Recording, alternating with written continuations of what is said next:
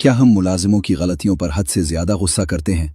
मसलन, कभी उनसे एक बर्तन टूट जाए तो आपका रद्द-ए-अमल क्या होता है? क्या आप उन पर चीखते चलाते हैं और उन्हें बेइज्जत करते हैं या माफ कर देते हैं? रसूलुल्लाह सल्लल्लाहु अलैहि वसल्लम से पूछा गया, खादिम की गलतियां कितनी बार माफ करें? आप सल्लल्लाहु अलैहि वसल्लम ने फरमाया, हर रोज 70 बार माफ करो। गलतियां सिर्फ मुलाजिम नहीं करते, हम सब इंसान हैं और सबसे ही गलतियां होती हैं। अफसोस, कभी एक बर्तन टूटने पर हम ऐसे अल्फाज बोल देते हैं जो दिल तोड़ देते हैं। सोचें, ज्यादा कीमती क्या है, एक बर्तन या एक इंसान का दिल? टूटा हुआ बर्तन दोबारा आ सकता है, मगर टूटा हुआ दिल आसानी से नहीं जोड़ता। हम ऐसा सोच सकते हैं कि जो चीज टूट गई उससे इतना ही फायदा उठाना हमारे नसीब में था। अलबत्ता उस मौके से फायदा उठाकर नेकी कमाई जा सकती है।